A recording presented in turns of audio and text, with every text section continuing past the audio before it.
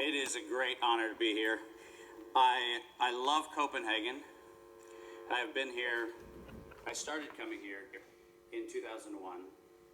And back in the day, I was here every 6 months. And I would get into the airport and I would get on the train. And I have to tell you this story because it shows you that even somebody who's as expert in figuring things out still can't figure out all of the Danish nuances. The very first time I got here, I was to take a train to Høje-Taastrup. And I know I butchered that name, but I actually, I do my best.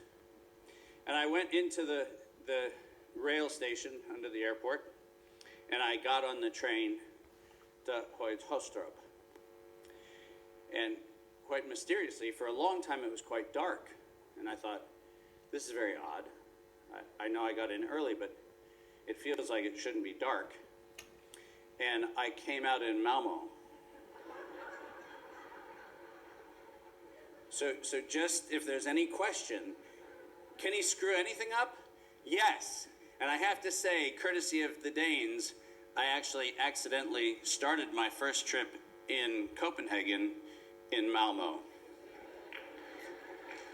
So, insofar as there is still humanity to be improved upon, I'm going to blame your signage, but the truth is I couldn't find my way to the right train platform. So thankfully on this trip, we had somebody at the airport going, here, come this way. And it worked. But what most of you don't know is that I have had the opportunity to talk about COVID in Denmark since October 27th, 2002. I love the looks on people's faces. Whoa, whoa, whoa, whoa. If memory serves, that's before there was SARS 1.0. That's before the first outbreak of the first outbreak. Yes, before the first outbreak of the first outbreak. That's how long I've been talking about COVID in Denmark. So it is somewhat ironic here today to kick off the inaugural COVID summit in Denmark. Now, just a few weeks away from, are you ready for this? The 21st anniversary of the first COVID summit in Denmark. So there's a little irony. And I want to, let's see if I can advance the slides here.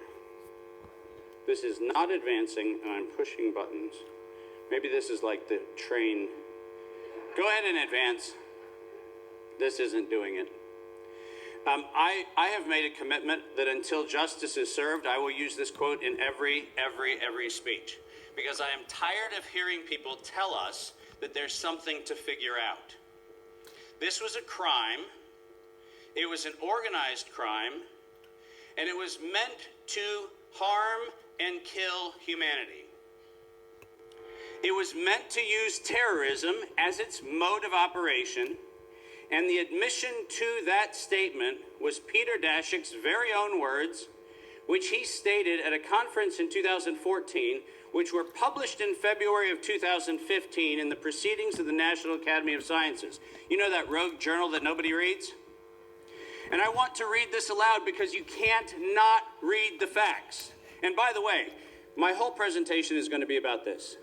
The parsimonious answer, and I know that's a big word, but thankfully we have a British actor on stage so he can explain big words to us, Elizabethan English style. Sometimes the best answer is the true answer. And sometimes we harm ourselves by believing there's a more complicated, nefarious explanation behind a thing. Sometimes the best thing to do is listen to the criminal's own words. Let's read it. To sustain explanation behind a thing. Sounds like public health already.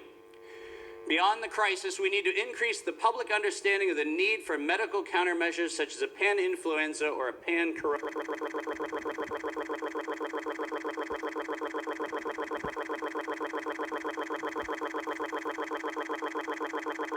coronavirus vaccine. Pause for a moment. That statement was made after the World Health Organization had declared coronavirus an eradicated disease. When in human history have we needed a pan-coronavirus vaccine for a disease that they had just declared eradicated? When is it that we needed the public to understand the need for a medical countermeasure for a disease that they had already declared eradicated? Let that sit with you for a moment, and then let's read on. A key driver is the media, and the economics will follow the hype. We need to use that hype to our advantage to get to the real issues. Investors will respond if they see profit at the end of the process. I am furious at the entire COVID community who's on the activist side for not putting this up in every presentation, on every show, everywhere on earth. Why? Because that's the admission. Not kind of. That is the admission of domestic terrorism. That is the admission of collusion. That is the admission of antitrust violations. That's the admission of premeditated murder. That's the admission to it. And it was published in the Proceedings of the National Academy of Sciences in 2015. And to date, you know how many times this slide has been shown to the public? Only when I'm making presentations. That is absolutely unacceptable. This should be on every school bus. It should be on every bus stop. It should be on every single place that public can see words. Why? Because this is an admission of the crime. And let me tell you something very important. How many of you are familiar with the concept of a serial killer? Okay? You know, when serial killers start their murdering spree, they just start by killing people. But then, as part of the enthusiasm, what they do is they leave little totems, they leave little talismans, they leave little things to taunt the police, to taunt investigators, to go, ha ha ha, I'm getting away with this. Ha ha ha, I'm getting away with this. Ha ha ha, I'm getting away with this. You know what this is? This is the admission of a serial killer. And they're getting away with it. And they're getting away with it because we, the people, are trying to make a simple story complicated. So I'm going to tell you a simple story. Because that's the best stories to tell. Simple stories. That didn't work. Oh, there we go. Now, what you don't know, and what you're going to learn for the very first time, is here in Denmark, Denmark's government was officially corrupted in the spring of 2002.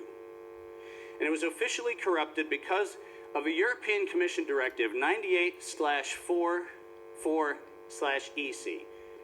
If you go back and you look at what that directive was, that was a directive that was proposed by a group of pharmaceutical companies in Europe who wanted to illegally change the patent law of Europe to allow for the patenting of biologic material, specifically genetically modified biologic material. And the Danish government was the first government to sign on to the Commission's recommendation. Denmark, in 2002, was the first country to authorize the patenting of biological weapons. Oops. Did I say that out loud? Should I say it out loud one more time? It happened here. Not somewhere else. Not Germany, not France, not somewhere else. It happened here. Why Denmark? Well, why Denmark? For a very simple reason. The Danish presidency, if you remember, was a shared presidency in 2002. Does anybody remember that, going to 2003, when you got the EU presidency here? And the Danes had decided that there was one place that Denmark was going to leave its imprint, and that was on innovation policy in Europe. That was one of the 4 pillars of the Danish presidency of the European Union. They wanted to leave their mark. They wanted to make sure that Denmark would be remembered for something.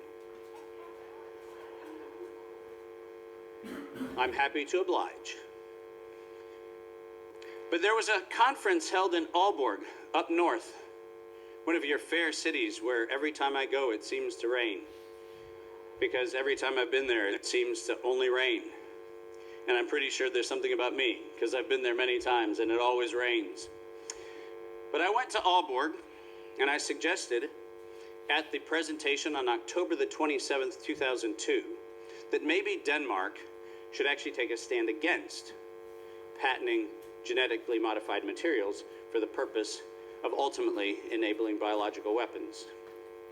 And ironically, at the end of my presentation, the director of the Danish Patent Office, a gentleman who I always remember because he had a name I had never heard before, Mogens Kring. He is a short Viking.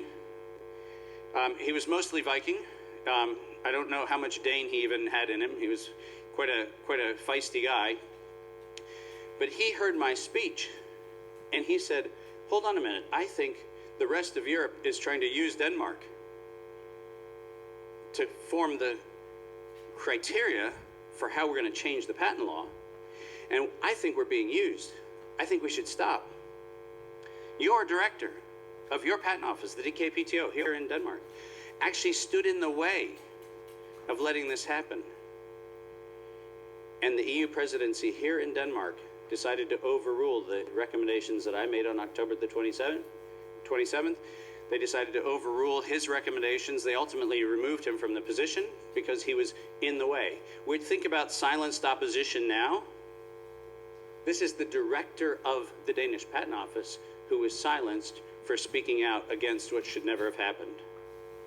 And the reason I wanted to mention his name is I have no idea if he's still around. He was relatively aged at the time, so I have no idea where he is, but I can guarantee you have a proud Dane who fought for the right in 2002, and he was silenced. But his name won't be silenced as long as I'm talking, because he did the right thing, and he lost his job because of it. Sound familiar?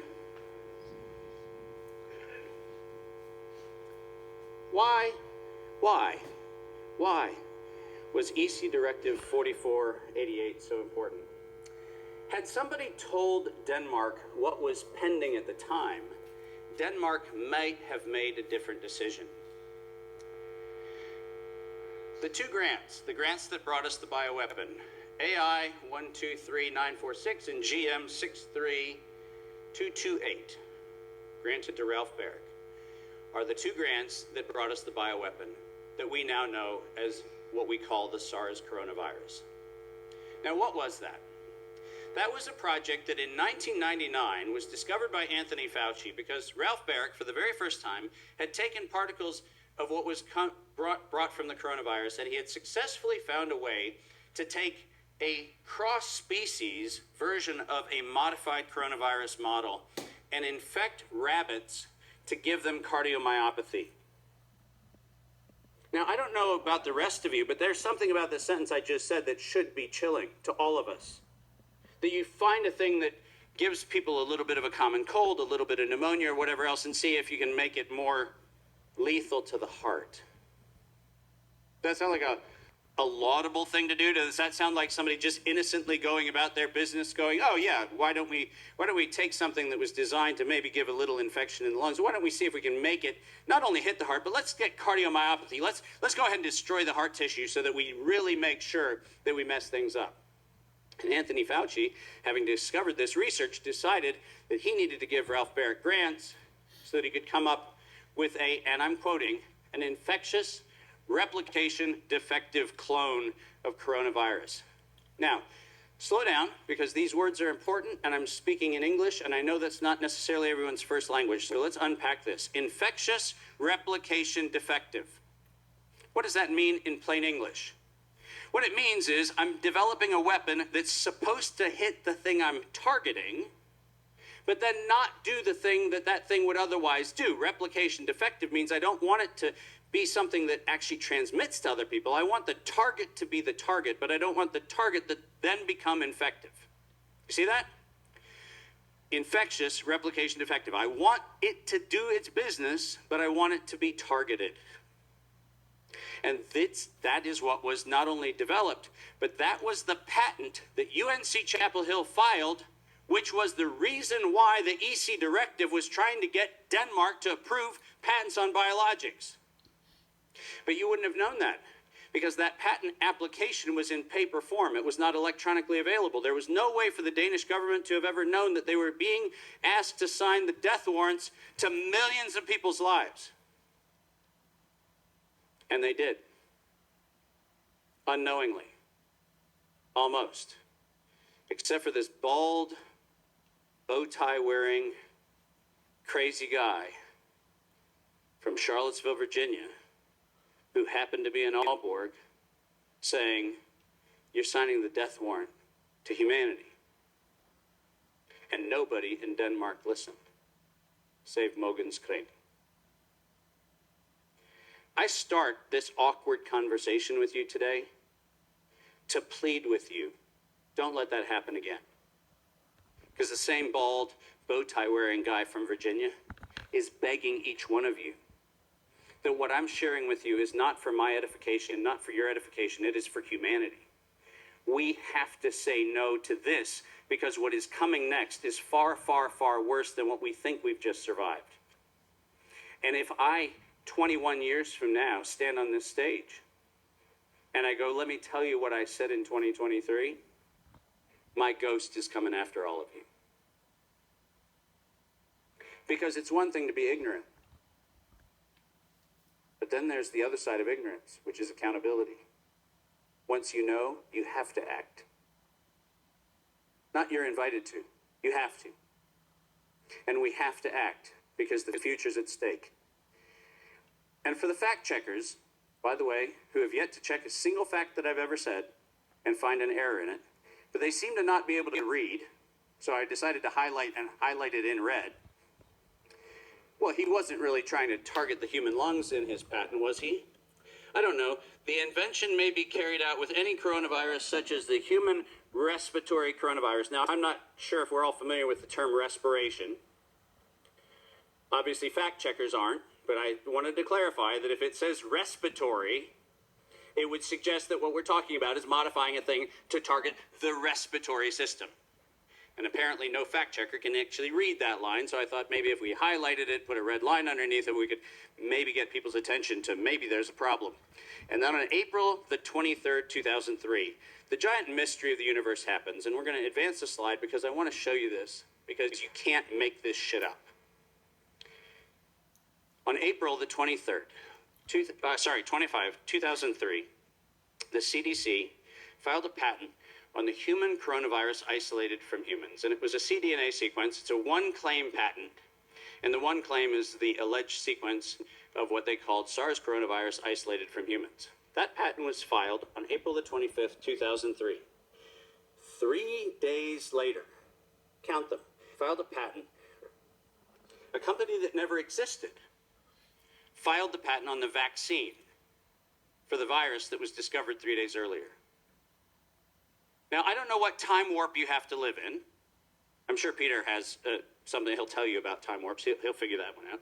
He's very, very smart and very professional, but I haven't figured out how you do this. How you get a sequence one day and 3 days later not only file a vaccine patent, but have data on the vaccine patent that you filed. 3 days later. This, by the way, enabled by the Danish authorization of the EU directive that allowed for the biologics patents. If we had stopped the train wreck in 2002, this wouldn't have happened. It wouldn't have happened. But it did happen. And why did it happen? It happened because we actually let it happen. And across the space of 3 days, this company that no one had ever heard of, Sequoia Pharmaceuticals, and by the way, the reason why nobody heard of it is they didn't exist. Not only did they not exist, but the two guys who were actually the named inventors on the patent had never once done anything except 2 projects in HIV and malaria. So how do they suddenly become expert in SARS coronavirus isolated from humans 3 days before? People, think about what I'm saying. Everybody wants to say, well, you're suggesting there was a conspiracy going on. No, I'm not. I'm showing you the conspiracy that went on. I'm not suggesting a thing. This is actually the evidence of it. And let's ask the simple question, Usually, to file a patent takes money. To do research takes money. I wonder who financed. And by the way, that was a joke, but it was done so quickly that most people didn't hear what I said. I wonder who financed. See, if I slow down, I wonder who financed the thing. Lo and behold, you find out that it was this mysterious venture capital fund called Syncova. A venture capital firm that also didn't exist before. By the way, if you're not picking up on this, things that don't exist, that then do a thing that does exist, with funding from a thing that didn't exist that now has funding that does exist? That doesn't happen in the real world. That's actually called cover operations. That's in specific in this case called a CIA cover operation. Not, I'm accusing them, I'm telling you, that's an absolute fact. This is a cover operation. And mysteriously, Sequoia Pharmaceuticals had an address remarkably close to the FDA. Isn't it fascinating that the CDC and the FDA, who 3 days earlier had finally sequenced the human genome to figure out how to do SARS, also had a vaccine for the thing that they invented 3 days earlier, funded by none other than Syncova Partners, which was the investment banking arm of Wellcome Trust. Now get used to being very disappointed because everything you thought you knew about the beautiful world of the World Health Organization and all the great things that it stands for, the real who is that black logo. And we're going to get into that a little more. Next slide. Now, this is the short slides that I showed at the European Union Parliament, and I had a number of people say, you better go over them again. So I'll do that briefly to make sure that you all know that the coronavirus pandemic that we think we just went through started in 1965. And it started in 1965 quite specifically because in 1965, a group of researchers in the United States decided to isolate this thing associated with what they thought was rhinovirus or cold-induced symptoms. And what they did was they actually broke out this thing which they named coronavirus. It actually had a B218 variant name before it was called coronavirus, but it was called coronavirus in 1965. It was isolated, and in 1966 and 1967, the United States and Great Britain decided through their biological warfare collaboration to see if we could take viruses isolated in the United States, transport them to the United Kingdom, and infect healthy volunteers. Did you hear what I just said?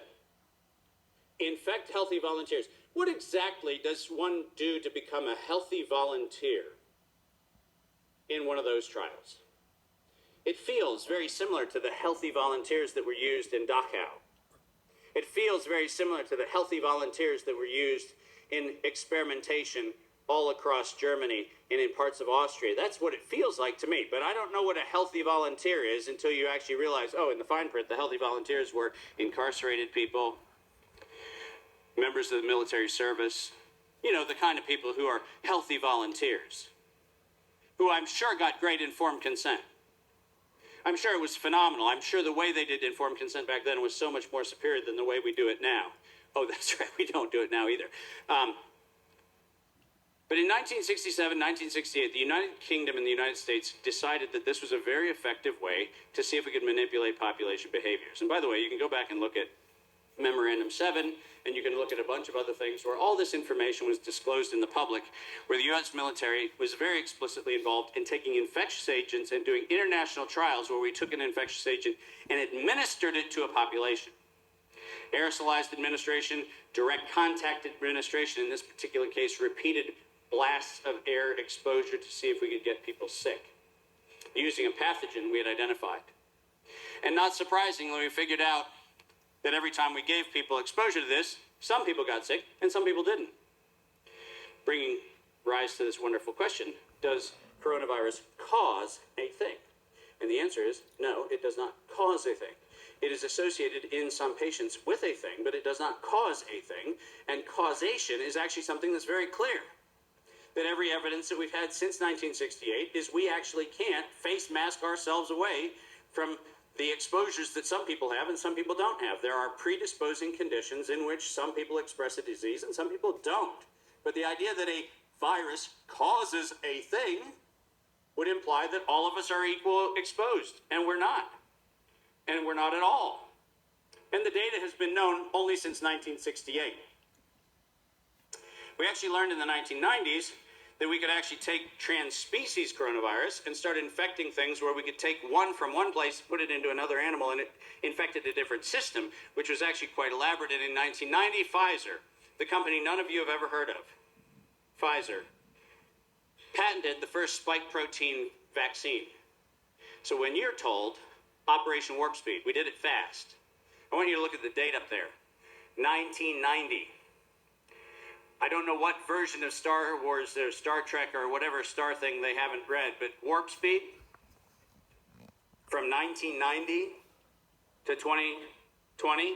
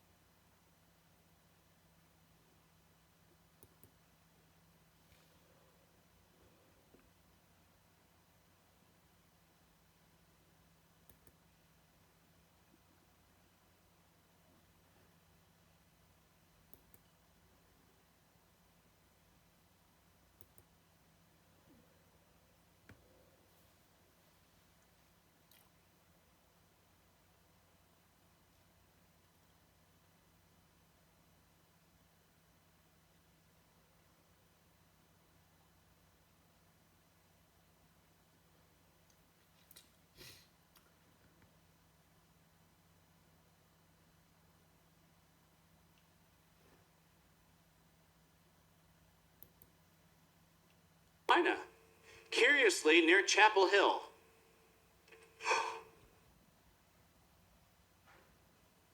Nature is a mystery, isn't it? How it just happens to find its way. How does it do it? It must be divine. Next slide. Oh, sorry. Back one. I don't know what just happened. There we are. In 2003, after my failed briefing here, I actually went on to do the briefing around the world to actually say that not only were we going to have an outbreak of the bioweapon release of SARS, but we were also going to use the RT-PCR test to get us there. And as you all know, in 2003, that fell on deaf ears. And then in 2005, and you can't put the genie back in the bottle because I want you to read the title of the event that we actually had.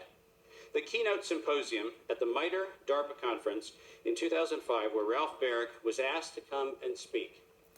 The title of his speech, Bioterrorism and Emerging Infectious Disease, Antimicrobials, Therapeutics, and Immune Response.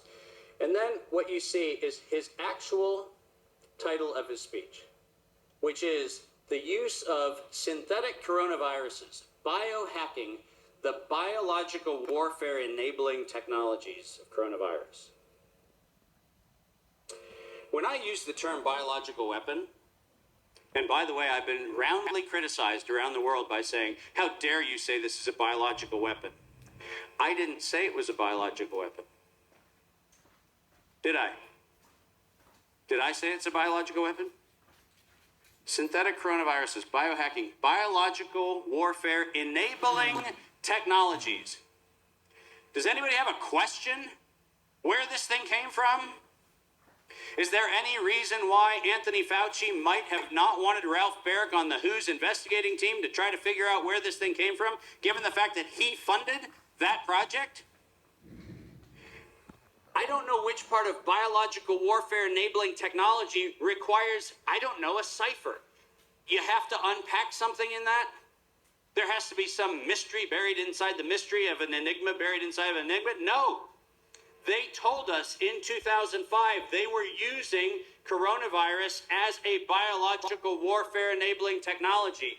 That is not Dave's opinion. That is the published facts. And I have yet to hear anyone bother to mention that. But here I go again. Doing it again. to say that we should be actually pointing to that every time we're said, oh, no, it was public health. It was all about public health. No, it wasn't. Biological warfare enabling technology. And for those of you who have not wanted Ralph Baric on the WHO's investigating team to try to figure out where this thing came from, given the fact that he funded that project, I don't.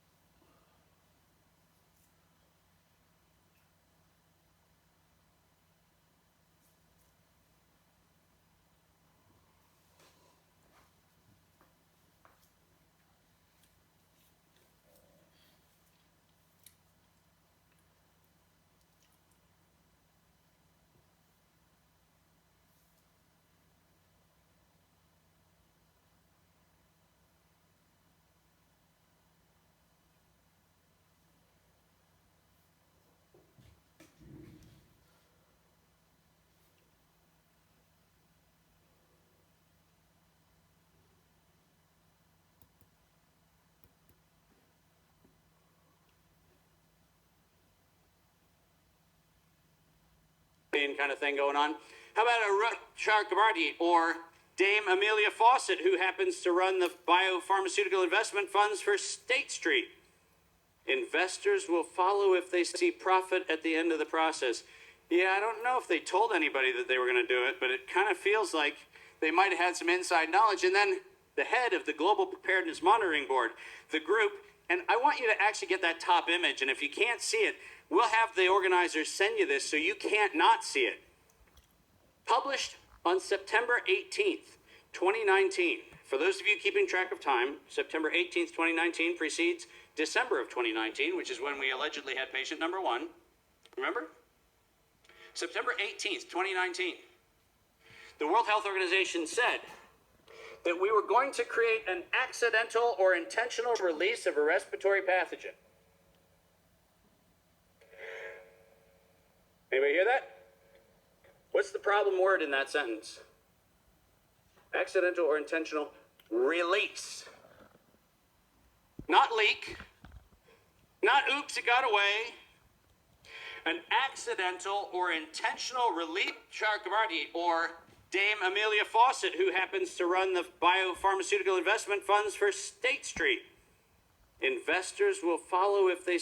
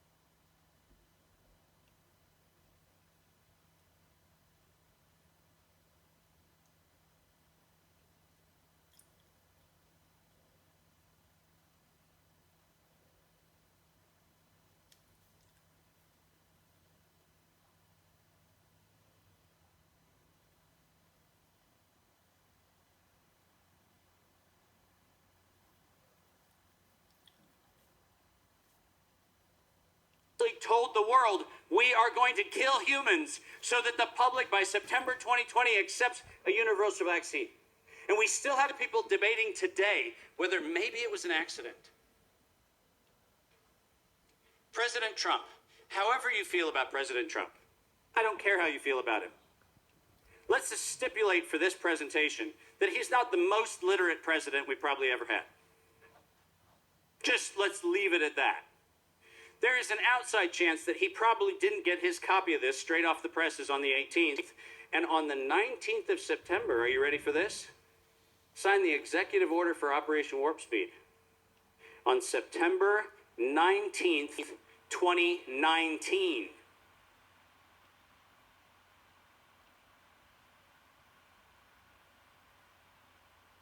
people. These are verifiable facts. This is not Dave Martin's allegations. The President of the United States, between hamburgers at 2 o'clock in the morning on the 19th, typed up an executive order for Operation Warp Speed between Big Mac hamburgers in his bed so that that morning he could wake up and go, well, I'm right on this thing. I'm going to go ahead and get us an executive order. No.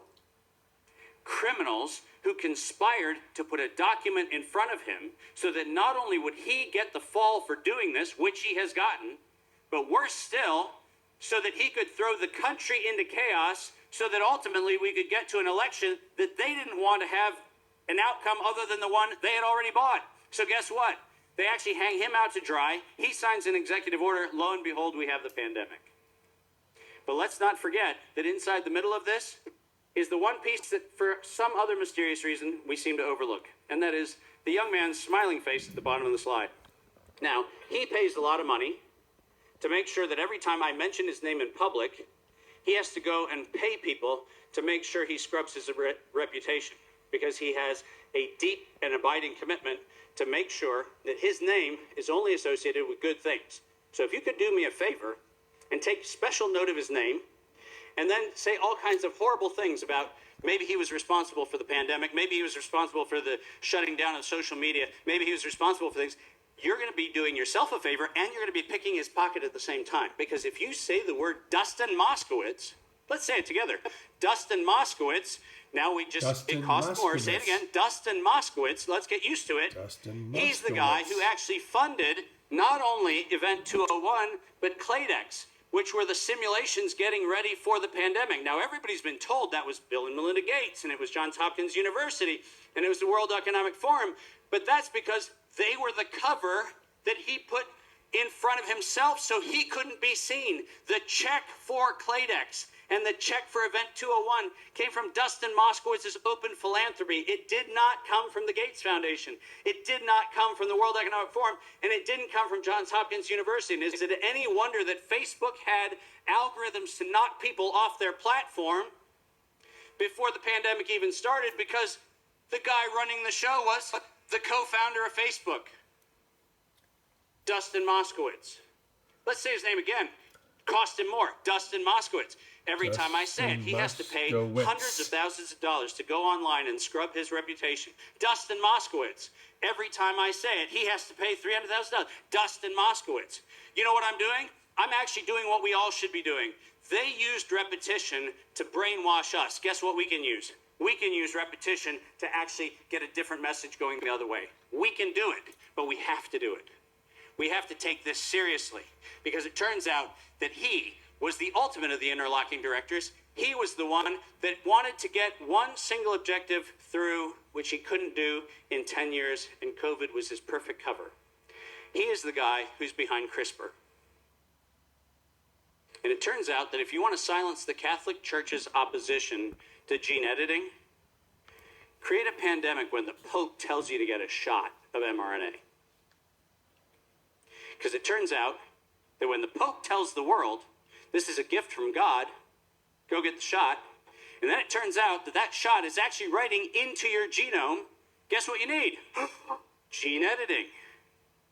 And wouldn't it be great if you could silence the largest voice on earth standing in the way of gene editing? Wouldn't it be great if you could just come up with a way to get the largest voice on earth to stop complaining about gene editing? Wouldn't it be super cool if you could get the Pope to be the advocate for CRISPR? That's exactly what they did. And it turns out that the first EUAs that were approved during the pandemic were not for therapies, medical countermeasures. They were not for COVID. They were for gene editing. CRISPR technology was one of the first EUAs that got approved with no data. Why? Because that's what they paid for. Because they don't just want you dependent on the shot. They want you addicted to having manipulations of your genetics through food, through water, through injections, through medicines, through chemicals. They wanted to have your genes manipulated so that you are permanently dependent on the editing of who you are. Next slide. This has been a long time coming, ladies and gentlemen. This pandemic started in 1913. In 1913, when the Rockefeller Foundation decided to actually take medicine and turn it into industrial chemicals, was when this started. And what you see through this entire list, all the way down to 2003, is the establishment of a campaign which was very specifically hijacked, quite specifically, in 1947 to 1952. And I want you to look at the 1952 reference very carefully. What's on that reference? Brock Chisholm, who was the Director General of the WHO, who said that the reason for the WHO's policy was going to be, first and foremost, population control. The World Health Organization's primary objective. 1952. People don't talk about Brock Chisholm. They don't go and read what he said. But it turns out that that's what he specifically said this was about. And then we get down to 2011. We get the decade of the vaccines. And lo and behold, the decade of the vaccines brings us to a point where the only way we can actually achieve the 1950-1955 stated agenda is to make sure that, as they said in the report in 2011, we have a universal vaccine program to make sure we can manage the Earth's population. Ladies and gentlemen, this was not about public health. It wasn't about controlling a money system. It wasn't anything else. This was about a bunch of sociopaths who have worked a very long time to come up with a war against humanity. That's what this is. This is not some sort of nefarious one-time set of actors. It's not the Gates Foundation just coming up with a bad idea on a Tuesday. This is actually a long program of a worldview that says we as humans should not populate the Earth the way we populate the Earth. And that worldview is what we are currently up against, which leads us to what we can do. My last slide. Here's the anatomy of the crime. We have foundations that use the cover of NGOs to launder money. It would be marketing dollars anywhere else, but it's not marketing. It's money laundering. They donate to the NGO. The NGO then gives grants to the people who are going to give us science-based policy. How many times have we heard science-based policy? They give us science-based policy, which lo and behold turns into corporations that, are you ready for this? See investment returns at the end of the process, which then they do what? And every single one of these, since anthrax, since Ebola, since malaria, every one of them has used the exact same set of 6 variables. They start by patenting the pathogen, which is a restraint of trade. Then they do sole source non-competitive grants, which is a violation of market allocation. Then they allege that science is justifying a thing because the only science that gets paid for is the science that reinforces their perspective, and no other science gets funded. The collusion leads to the declaration of emergencies, which has been going on since the 1920s. And lo and behold, we have suppression of known alternatives, which is an antitrust violation on both sides of the Atlantic that leads to murder. So what, as Danes, can you do? One more. There you go. You can do this. You can start using the terms that we all should be using. This is a crime. And like any other crime, is very appropriate. And by the way, throughout this whole conference, you're going to hear from people who actually tower above my intellect in dealing with how humans need to interact with the conditions they're in. When you hear from the doctors who are going to present today, you're going to hear from people that have solutions to how we get out of the messes that we're in. All of those are so vital because humanity needs to have a way forward. That's true. But we, as a population of the human spirit, have to understand that until we break the back of how it gets done, we'll be doing nothing but symptom control every single time. And we have to stop symptom control. We have to realize that the conspiracy to create emergencies must be stopped. Every legislator must be harassed until they stop allowing emergency declarations to be capricious. That has to end. We have criminal racketeering that is being started with the patent system, which I just showed you. We need to actually do what we tried to do in 2002. Biologic genetic modification materials cannot, should not, and must be barred from patent protection because the minute you give them a patent, they have the criminal racket. You have to stop that. We have to get to a place where interlocking directorates, the crimes on both sides of the Atlantic, are held accountable. We cannot have NGOs as the cover for the criminal operations that are going on, because it's NGOs that also afford immunity from all forms of prosecution.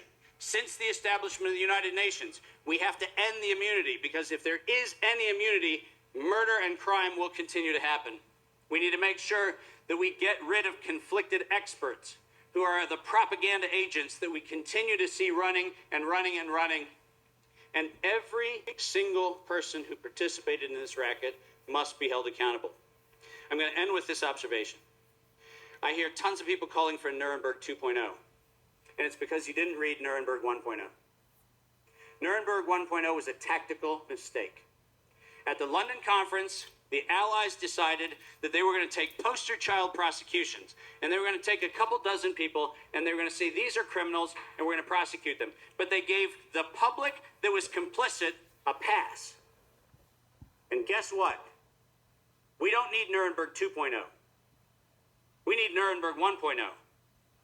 Or we need Chapel Hill 1.0. Or we need something where we realize that you cannot exonerate as they were just doing their job. The person who was at the drugstore, the chemist, the pharmacist. We cannot allow the people who were the purveyors of the crime to get away without accountability. Every hospital administrator that took an extra $1 because it was a COVID death must be held to account. We cannot live in a world where if we got Fauci and Gates and Dashik on the stage and we said, oh yeah, you did bad things, and we actually put them on the gallows, we would have achieved nothing.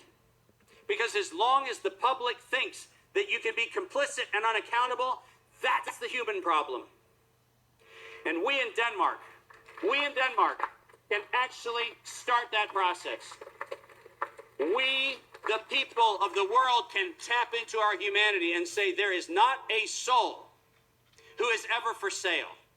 Not one.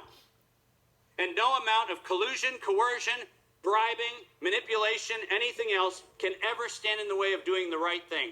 You're here because you believe in doing the right thing. I'm here because I believe in doing the right thing. Every one of us who is here today on this panel is here because we believe in doing the right thing, but we must be responsible to hold all actors accountable, not with vengeance, not with some contrived sense of justice, but we the people have to model a better humanity, which says that we can accept what was done in ignorance. We can't excuse it, but we can accept it.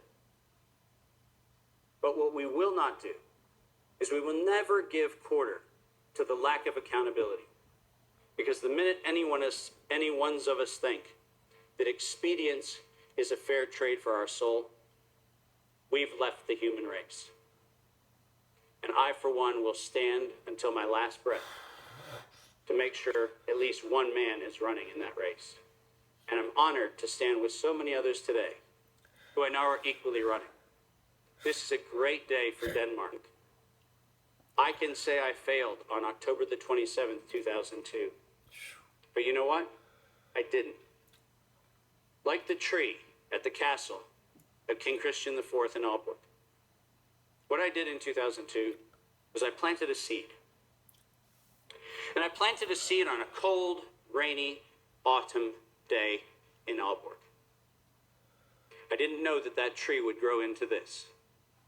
But I can stand here today, and now, because of the gift that you've all given me by being here, the gift you've given me is to see that the seed that I planted on October the 27th, 2002 has grown into this tree. And you are the fruit of that seed. And I will be forever in your debt for allowing me to take a moment that I thought was lost and redeem it. That's the human story. Never forget.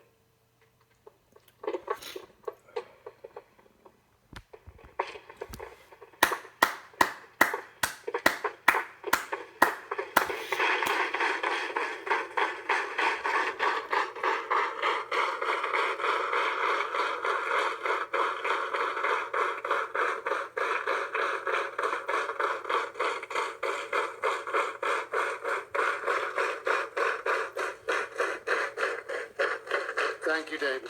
Thank you. Like you, I don't seek revenge. I don't seek retribution. But you are so right. All these people, all these organizations must be held accountable. And we certainly don't believe, like Jacinda Ardern, that the government and all their agencies should be your only source of truth. So we're all after just Dustin now, isn't it true?